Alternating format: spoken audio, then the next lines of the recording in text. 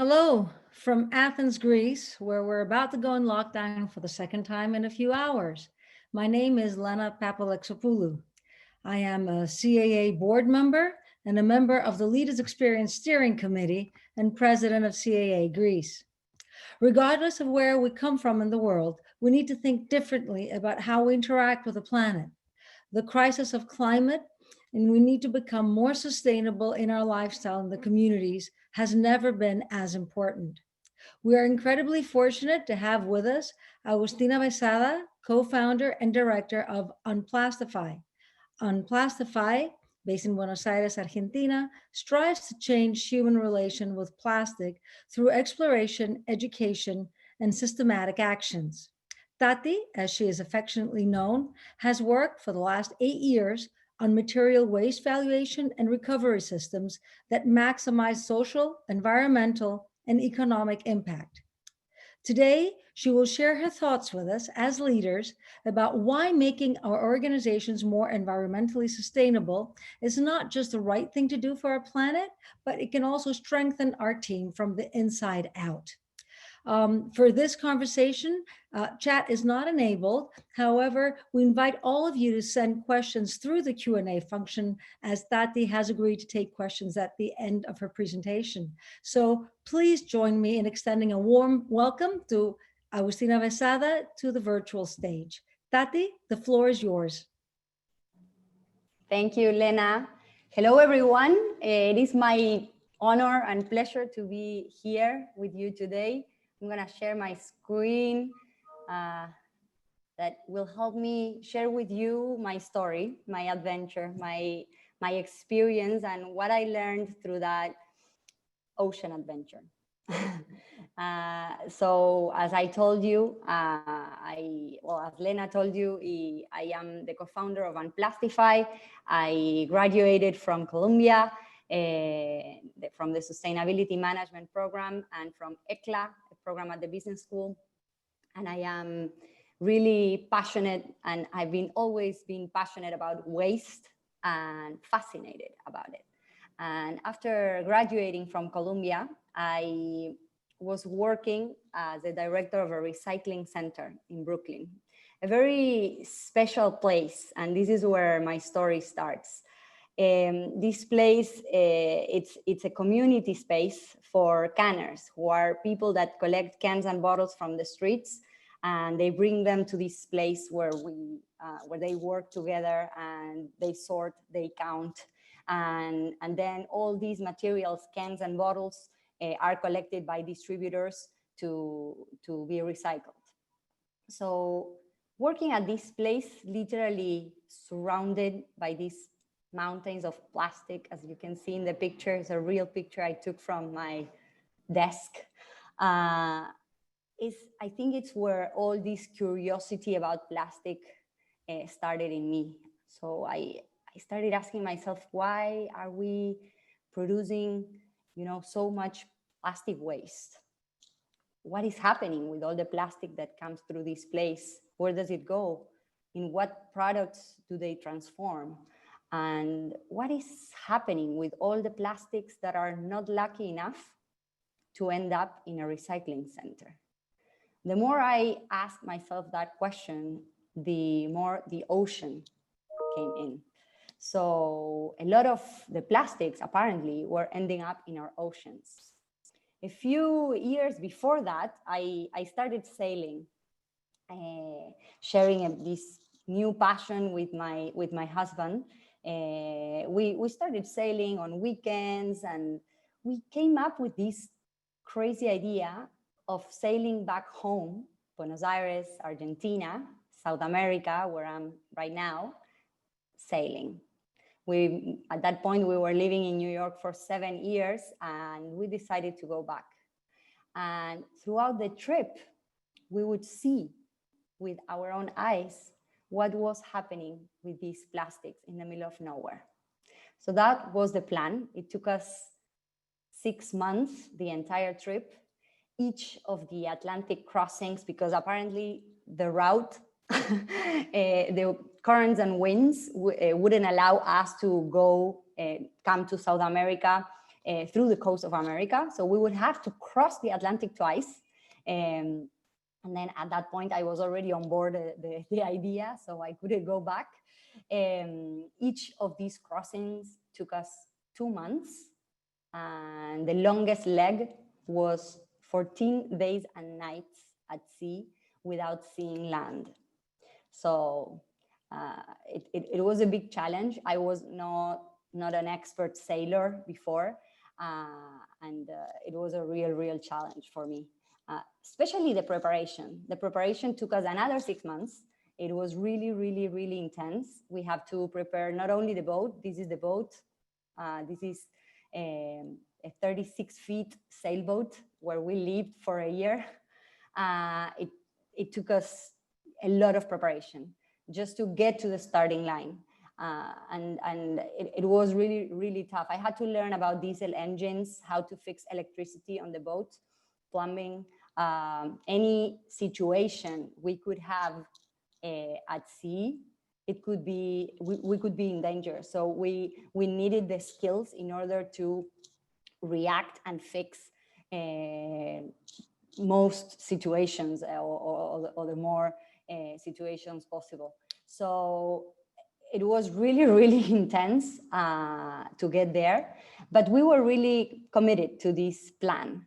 So it was May 2018, 2.5 years or some months ago, we set sail. It was the evening. We just finished setting up the mast and the gears and everything, and we set sail. We were my husband, me, and 2 friends, because we are kind of crazy but not enough to go alone. We invited 2 friends that had a little more experience in ocean sailing, which is completely different than sailing during weekends. There in that picture, you can see the Statue of Liberty in the back. So we were leaving what was our home, New York, for so many years into this adventure. And I literally didn't know if I was even gonna like that, because at that point, I never spent more than 24 hours sailing. So it was, just trying by doing it. The first night was the worst, was awful.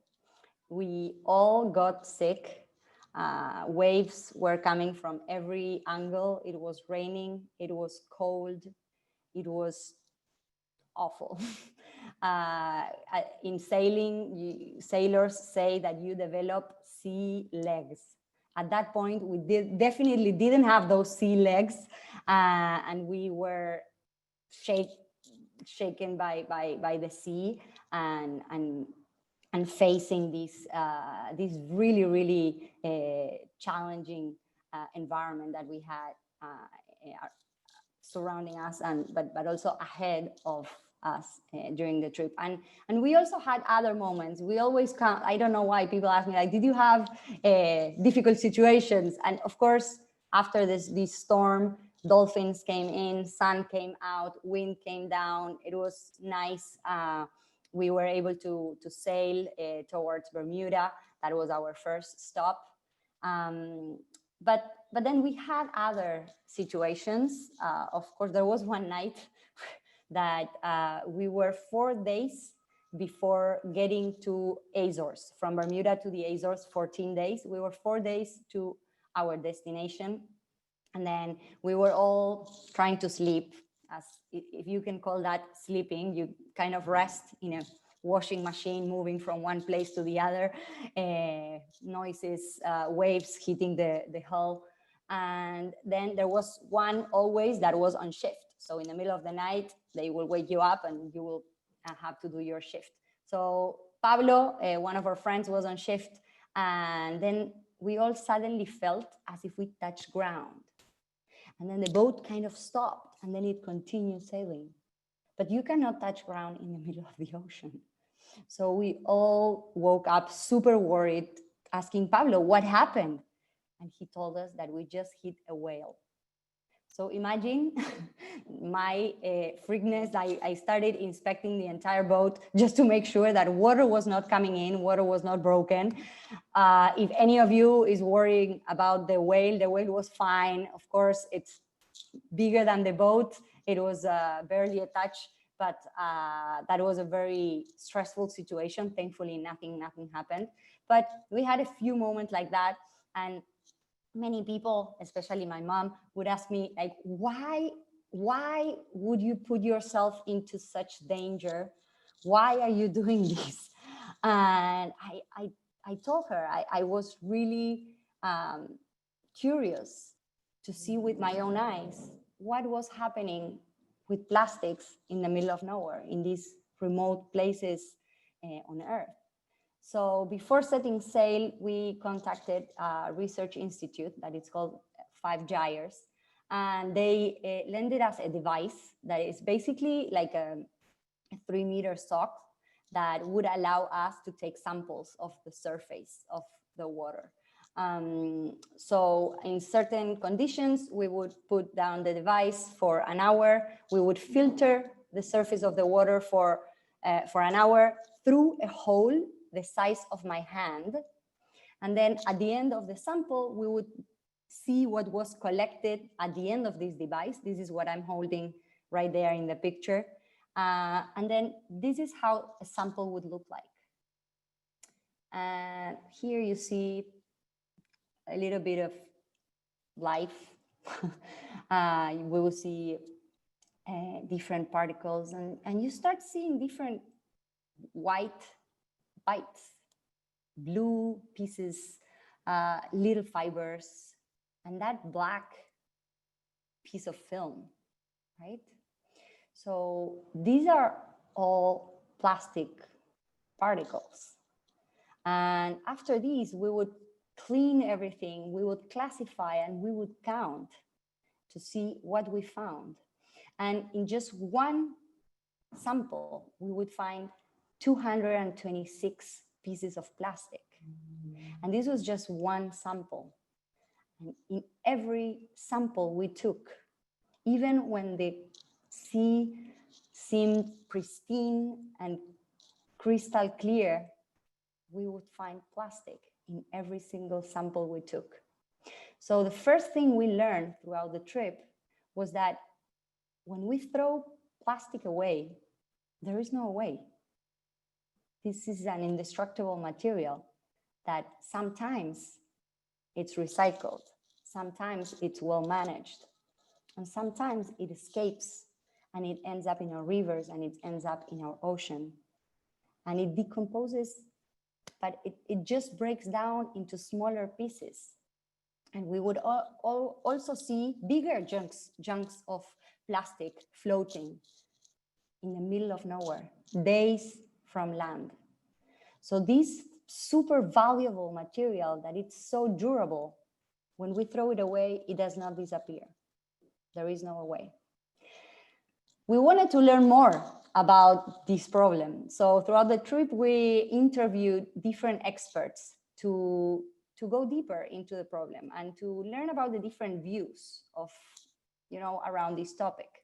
So we started asking these experts the same questions to get, what are their views? The first question we asked them is like, what is the worst effect of plastic pollution? So why is this important? 36% of them mentioned that the ocean, how plastic pollution affects the ocean and fauna is the worst effect. And sometimes when we talk about the ocean, it seems something really far from our daily lives. We live in cities. We think that we are in control of nature somehow. And it seems really far away, right? But oceans are intrinsically linked with our lives. And we 100% depend and rely on healthy oceans, even when we don't realize. And this is a fact that I really like, that it's half of the oxygen we breathe comes from the oceans. So imagine if we don't have healthy oceans, if we affect the surface of the ocean, how that could affect us. And that's not the only one. It also regulates the climate. It also gives us protein through fish. It keeps our ecosystem balanced. So many things that the ocean gives us, even when we don't realize. Another fact is that fauna, it's being affected by plastic pollution. More than 600 species are being affected. And not only those species, but also their ecosystems. So what happens when you affect an ecosystem? You don't know. Because when a species disappears, it affects the entire system, and we are part of that system. So a lot of these effects are coming to us as well, and we are one of these species affected as well, because through the food chain, we are being harmed as well, and our health is being affected by plastic pollution. And it's not that we are just like ingesting plastic, which some of the scientific studies are saying we are. But the worst thing about this is that microplastics, these tiny plastics I showed you in the sample, and that are literally everywhere in the Arctic, in the Antarctica, in every marine animal that is being researched. So these tiny pieces of plastic act as little sponges that attract toxic chemicals. And these toxic chemicals are entering the food chain. So it's not about like, oh, I will quit eating fish. It's not like that, because the food chain goes beyond that. And these toxic chemicals pass through the guts of these animals. So we are being affected, and there are many studies looking into the effects on our health of these toxic chemicals. And the answer that most shocked me was an answer that Andrés Gosar, a researcher from Cádiz, Spain, he told me the worst effects of plastic pollution are the ones we still ignore. I was shocked. But he also told me, like, we cannot wait until we know, until science proves, because we already know. Even though science cannot make a direct link between these toxic chemicals and humans, just because you cannot isolate a human and expose that human to these toxic chemicals to see the effects. But the studies that are looking into these situations in animals are very clear about this link between health and plastic pollution. And Andrés Cosar also mentioned something, and he told me a story about a turtle, the CALE turtle. And he told me, you know, just to explain this contradiction about plastic and how complex is the situation with plastic, I will tell you the story of the CALE turtle. Back in the day, we used to hunt CALE turtles for the value of their shells, to make combs and other accessories. And then when plastic came in and we started making combs out of plastic and these accessories, these CALE turtles were really happy about plastic, you know, because they were not being hunted anymore or as much for the value of their shells. But what is happening now? This same turtle that was relieved by this material is now being entangled, is being harmed, is being endangered by this same material. So this is the contradiction with plastic. But what is the problem with plastic? When we asked this to the experts, 18% of them said, like, the problem is that it is indestructible. It takes more than 500 years to degrade. It depends on which one, it depends on which product, which type of plastic, but hundreds of years to degrade. But then we use it for products that we may use for a couple of hours, days, and then it lasts hundreds of years to degrade. Another fact that they mentioned, 21% of them said like, the problem is that it's ending up in nature. And this is a very nice picture of me from the trip. But it's just to tell you how this problem is global at some point. We finished our second crossing. We got to a paradise island in Brazil from Africa. We got there, protected marine area. It's called Fernando de Noronha. It's literally amazing place. In every beach you would go into the water, you would swim with turtles, fish of every color. It's amazing. It's amazing, the ecosystem there. And then I was swimming in one of these paradise beaches, and then I found this bottle. And I look at it and I see all these different marks from different bites from different animals probably. And it's half degraded. So part of the plastic bottle already, it's somewhere else. It became microplastics. And then the most interesting fact was that it had all Asian inscriptions on it. So I don't even know what was it. But the interesting thing is that I was in Brazil, in the Atlantic, and I found this bottle that usually was produced in Asia. And maybe it sailed and it traveled through the oceans, and I found it there in the Atlantic. So this is a really global problem. And another way of seeing it, and maybe you've heard of the islands of plastic. Maybe some of you heard of these islands. These islands are not real islands. They're more like giant soups of plastic that accumulate in certain areas in our oceans due to these same currents that wouldn't allow me to come through to South America, through the coast of America. So these gyres form these giant soups. But how do these plastics get there?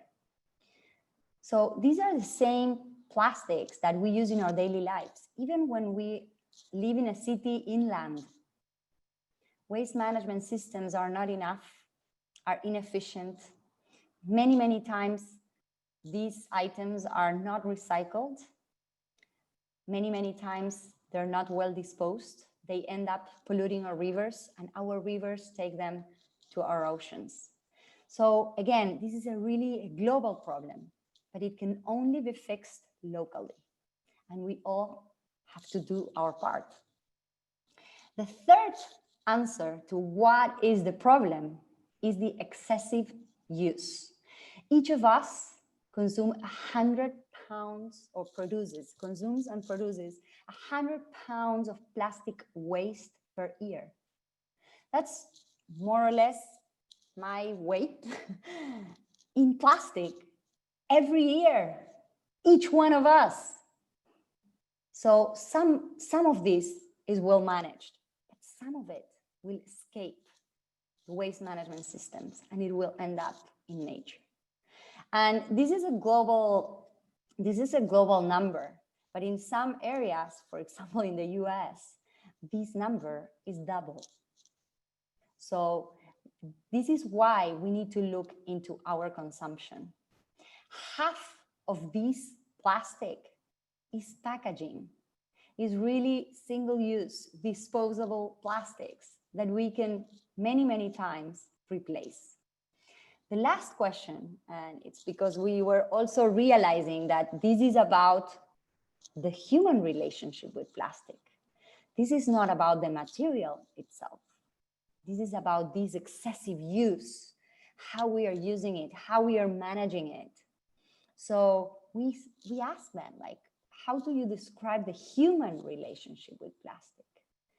And I met Amy Pryor. She works at One Less Bottle. One Less Bottle is a campaign, a collaborative campaign in London. Many different organizations got together through this campaign to promote the use of reusable bottles And they even got the mayor to join the campaign, to commit to putting refilling stations in every public space in London. So she was really well into the problem. And she told me that the problem here, this relationship, it's so convenient. It is convenient. This relationship, it's throwaway. We are used to just, oh, I'm thirsty. Oh, I'll buy a bottle. Oh, throw away. It's done, right? And then it's intrinsically linked, because part of our development as a society, it's thanks to plastic as well. So this is how I feel. I feel like the turtle, completely surrounded by this material, because I feel that our relationship with plastic, it's completely out of control. So if we think for a minute, from the moment we wake up in the morning, all the plastics that we interact with, from the moment we wake up, we go to the bathroom, we get a shower, our clothes, we have breakfast, in the office, we are completely surrounded by this material. But the problem is not the material, it's its use and abuse. How we are using it. We are using an amazing material that it's durable, it's valuable, but as something disposable. We are using a material that lasts hundreds of years to degrade, single use. And we are using it too much. We are abusing. So we need to work on this relationship, basically. We also mapped out solutions. So we wanted to learn, okay, so now we understand we have a problem, right? So what are the solutions we have? The first approach to solutions came through a reflection I had during the trip. We were sailing, and then our autopilot broke. And autopilot is your best friend when you're sailing, because then if you don't have the autopilot, you have to be steering all the time. And during your shift, you cannot do anything else. You cannot go to the bathroom. You cannot go and grab a coffee. You cannot read. You have to be steering all the time. It's really, really demanding. So yes, when you switch off the autopilot, it takes more effort. It takes more time. But then once you redirect, you can switch on again the autopilot. Once you create new habits, once you redesign this direction, you can switch on again. So this is the same, basically. We feel, or I felt at that point, that we are all in autopilot with plastic. We go in our lives and oh yes, but I go to the supermarket, it's really difficult because everything is like, it's plastic. What can I do, right? And I don't realize, because I go through my life and everything is plastic, and I'm completely surrounded by, I'm with this autopilot, and I don't question. I don't stop and think to make a choice. I don't switch off to redirect, to work on this relationship I have with this material. So this is the first thing we believe we have to do. We need to switch off. Then when we think about solutions, there's always a magic word that appears, and it's recycling. So I ask you, is recycling the solution to this problem? I told you that I started my story working in a recycling center. So I believe that recycling, it's key. It's really important. It's necessary. We need to do it better. But I don't think recycling is the solution to this problem. Just because recycling rates are really, really low. We've been trying with recycling for more than 20 years. It's not the solution. Only 9% of all plastic waste is recycled. Only 9%. So that's really nothing. That is why it accumulates. That is why it escapes our waste management system. And that is why it's ending up in our nature, in our rivers, in the ocean. And when we look at plastic packaging itself, only 14% is collected for recycling.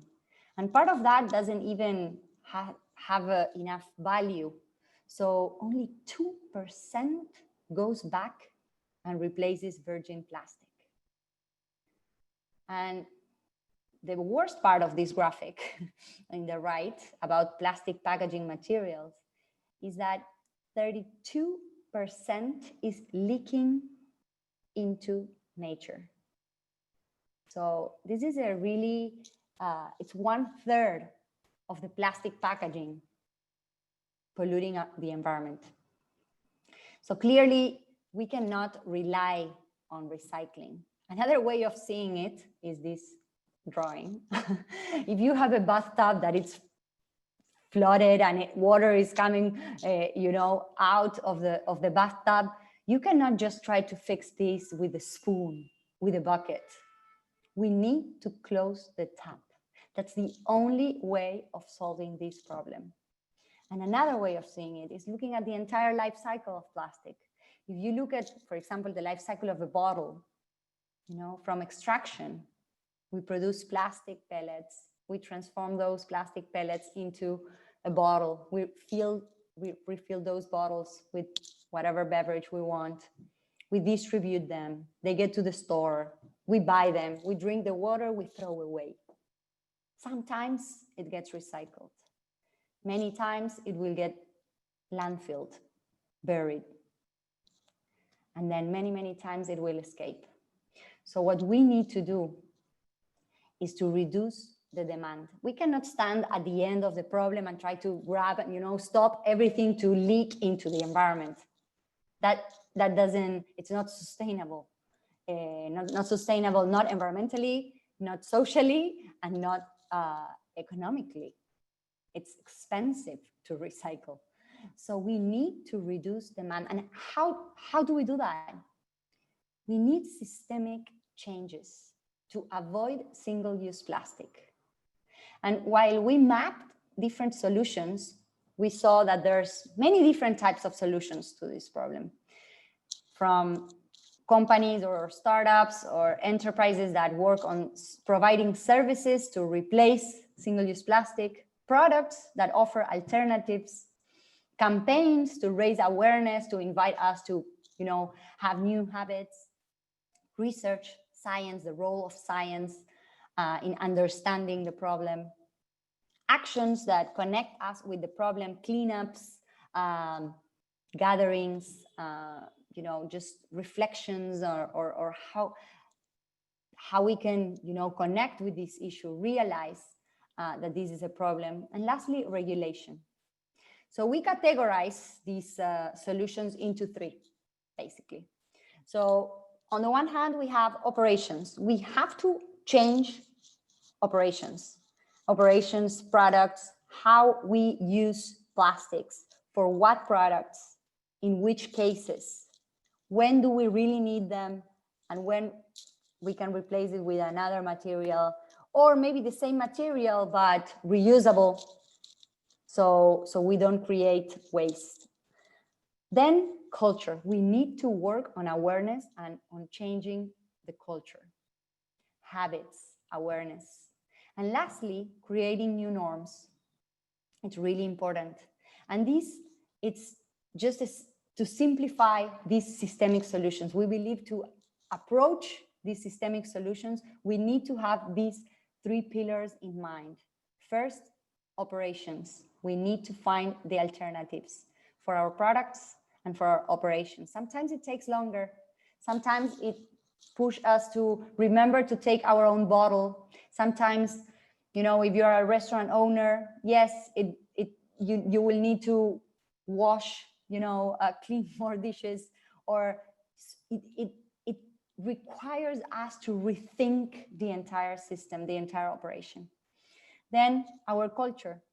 It's important, but it's not enough. Awareness campaigns are not enough. With awareness, we don't move the needle. we don't create change. So it is important. We need to inform. We need to raise awareness.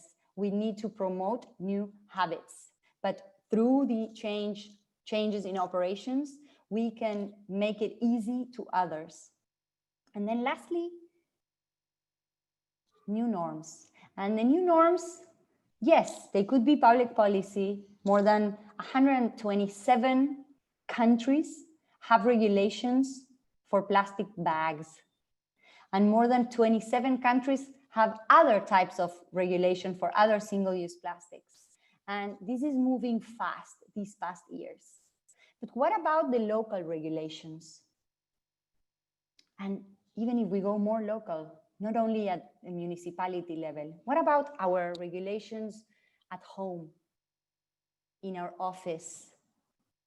What about the rules that we use with our communities?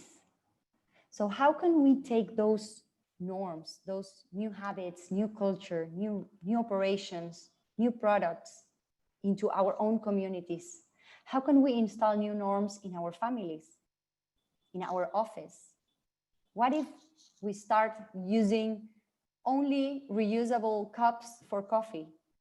We have an internal ban in the office for disposable coffee cups. I mean, just these systemic solutions start to amplify. Yes, individual change is really important, but it's not enough. How can we be the ones that we create this systemic change through norms, through culture, and through operations? We created this word that it's unplastified. It doesn't really exist. We are trying to install this new word. And it's a progressive action because it's not from one day to the other. It's progressive. But we aim to minimize the use of single-use plastic systemically through the redesign of operations, culture, and norms. And who has to unplastify? All of us, everyone. Yes, government, definitely. There's a lot that the government can do. Companies, definitely. And they are struggling. Organizations are pushing for regulation, are pushing for companies to change their products. But then also all of us as individuals, because governments, companies, organizations are formed by individuals. So what if we as individuals commit to being those change makers in our own communities, in our work environment, in our space? How we can take this view of changing systemically, how we operate and how we relate with this material, and how we make it easy to others, our friends, our family, our colleagues.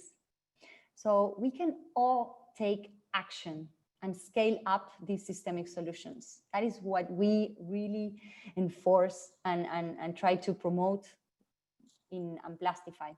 And lastly, what is Unplastify? Unplastify is a social enterprise. We're based in Argentina, but we work a lot regionally in Latin America. And our mission is to change the human relationship with plastic. How we do it? We accelerate these systemic solutions to reduce the use of single-use plastic. How we do it? We believe in these three pillars. We believe that we need to first connect with the issue. We call this exploration. We create activations for people to connect with the problem, workshop, talks, experiences, materials. Then education, we need to be informed. We need to understand what are the alternatives, what's the impact, what's important, what is better than what. And then lastly, the action. Without action, we don't create change. We don't have an impact. So we need to act. So we work with, we have educational programs. We work with schools. We have a regional educational program to invite teenagers to design their own strategies to unplastify their schools in a competition, and they have to cooperate and compete to take on their ideas into a reality. We work with companies to do the same, to work on operations, but then also to work on the internal culture. And lastly, to promote internal new policies to avoid single-use plastic whenever possible. And lastly, public policy. We work to push regulation to go into this direction. So we really believe that, again, our relationship with plastic, it's out of control. The problem is not the material, it's its use and abuse. Recycling, it's not the solution. We need systemic solutions, systemic redesign our systems to prevent the use of single-use plastic. And we can all be part of, uh, of this movement. So I invite you all to join this adventure and to join and let's unplastify the world together. So we can answer some questions. I think we have some time. Thank you for listening. Thank you for being there. I hope you this starts moving something in you and helps you reflect and understand better the problem and then act. Let me put the chat in so I can see some of the questions. I'm gonna stop sharing so you can see me.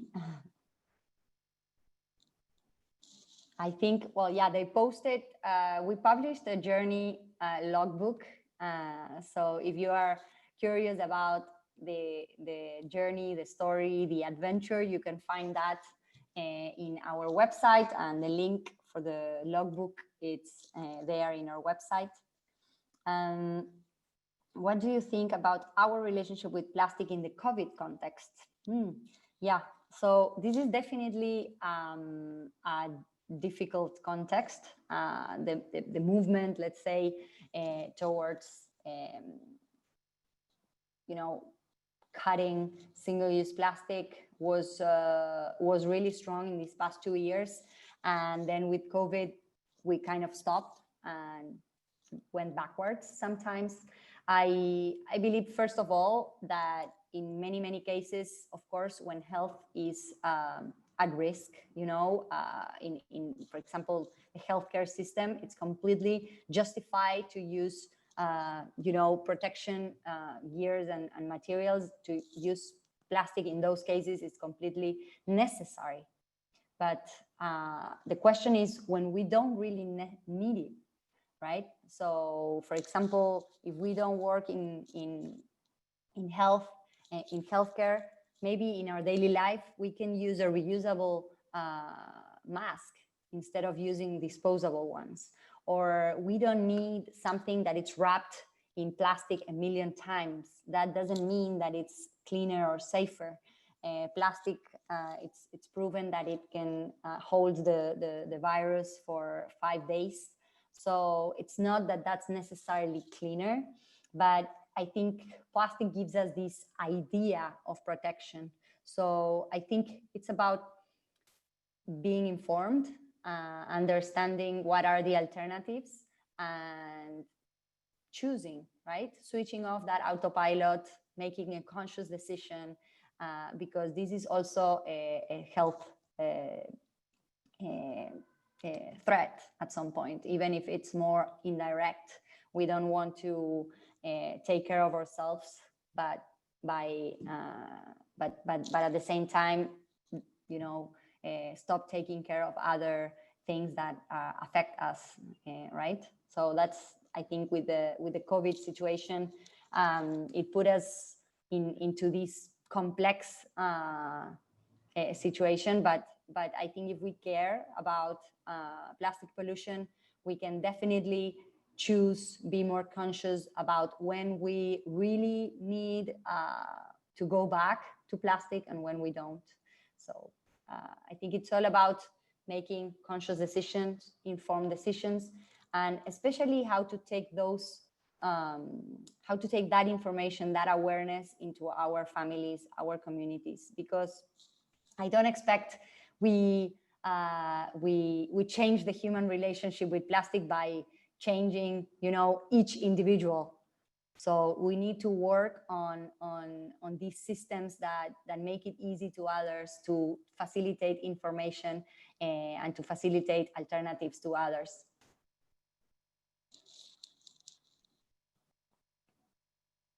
What about bioplastic? Is a real solution to the plastic problem? There are many different types of bioplastic. First of all, I always put a really big question mark to all these magic solutions, such as bioplastics, worms that eat plastic or things like that, because we have a really big problem, and it's not that easy to solve.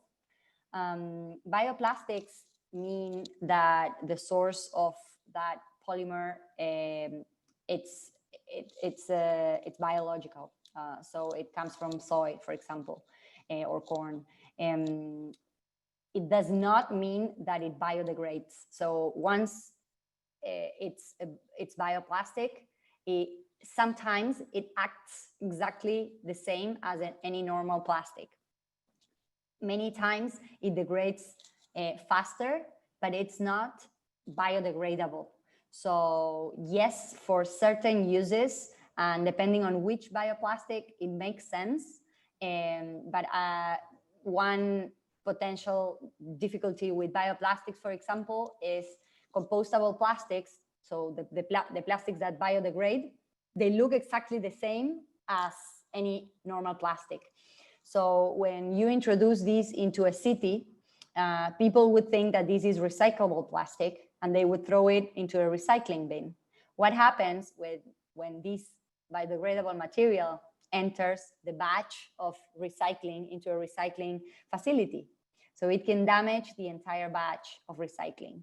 So that's why we need to be aware of these magic solutions, because they could, affect the entire or the efficiency of recycling, or they could send confusing messages, if it says bioplastic, it must be good. I go with that one.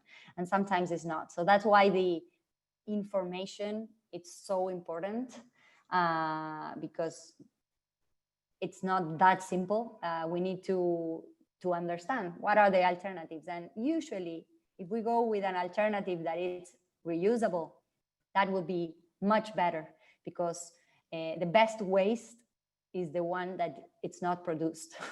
So always, whenever you can avoid, that's the best alternative. Oh, they asked me if I plan to do another voyage. I wish. Yes, I would love to. I would love to go to Antarctica. And I would love to work with the bases there, with the operations there, and see how we can help transform those operations in order to avoid, because I know, and I've been talking with a lot of people that work and do campaigns in Antarctica, and this is a problem there. So yeah, I think I would love that.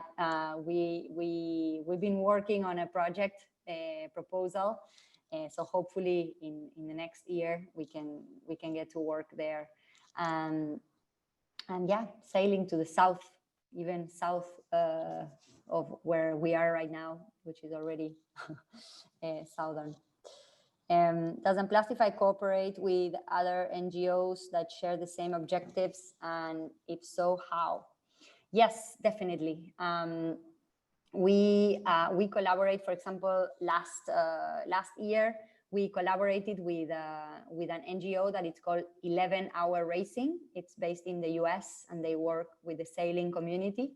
So we developed a program for sailing schools in Argentina, with an Olympic sailor here who was the promoter of this movement.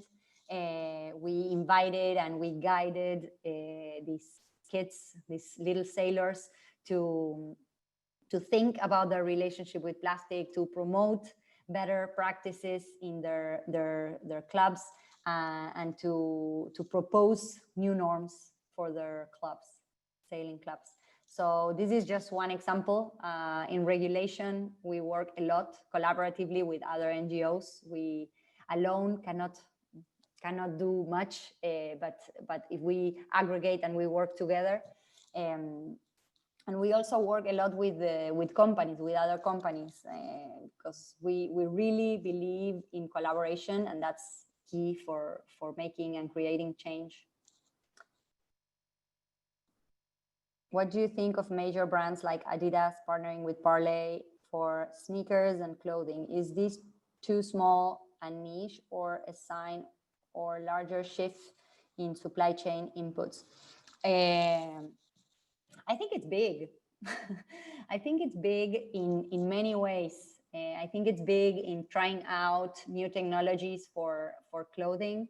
I think it's big in communication, in putting the word out there, in, you know, big brands like Adidas talking about this issue, designing an entire line of their products differently, betting for a new way of doing products. I think it's big. I think you know, we have to go that way. We need the big brands to commit.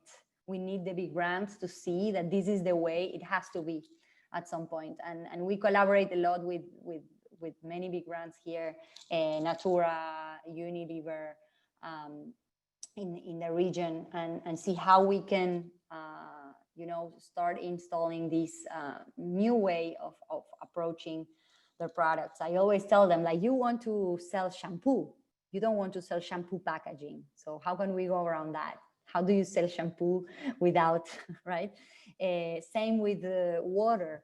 I think it's big companies are and could be big partners, but we need to be alert that this is something they're taking seriously, and it's not just something they do for marketing. So I think it's important to see that commitment. For example, I don't know, going back to the example of Adidas, I think, I mean, they didn't just do an awareness campaign. They created a line, they developed a new technology. And I think that shows a different approach to the issue, because at this point, with all the accessible information we have, companies cannot just bluff, right? So if they commit, if they say they're going to do something, they have to show that they're doing it from the inside out. And that's why it's also important to work on internal culture.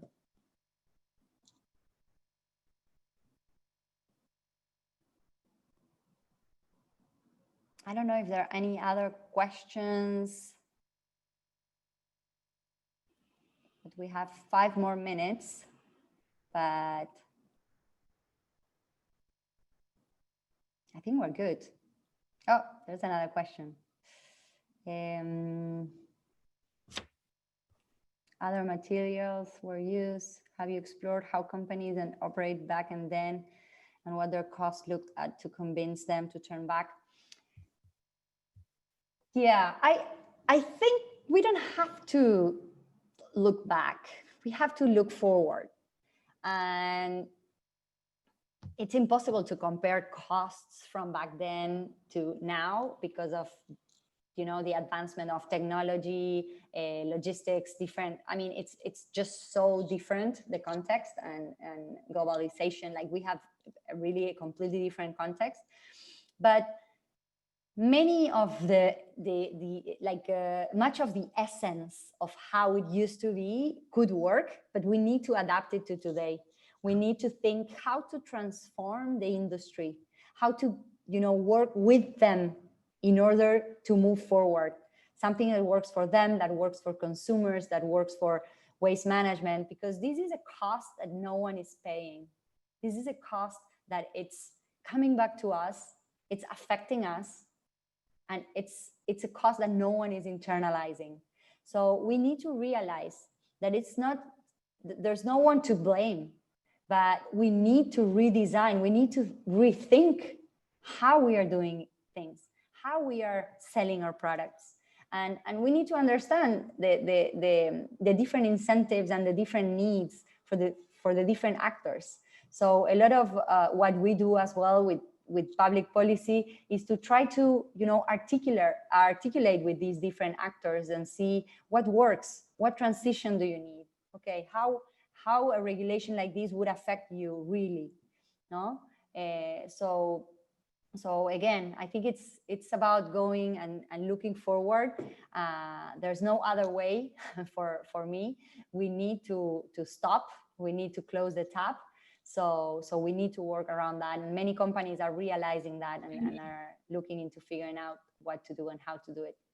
So thank you for the questions, for the attention, and for listening. I hope you enjoyed the session. I hope you can take some of these ideas, some of these reflections into your lives, your communities, and your colleagues. So many thanks for the invitation, CAA, and thank you, everyone. Lena? So I would like to thank you very, very much, Tati, for sharing your journey, quite literally your journey, and your so insightful comments. And above all, I'd like to thank you for all the work that you're doing for our planet. I'd like to also thank everybody in the audience for joining us. Next week's skill building workshop will be the new leadership toolkit with Elle Littlefield, who is the founder of Talent Anthropology, and who will speak about leadership skills in the new normal that we're all facing. That will be on November 11th at 11 a.m. Eastern Standard Time. If you're not signed up, you can add it to your registration within the CALE conference app, where you can also add any other CALE session to your registration or register to watch past videos of previous sessions. Thank you all very, very much. Thank you, CAA, and thank you, Tati. Take care.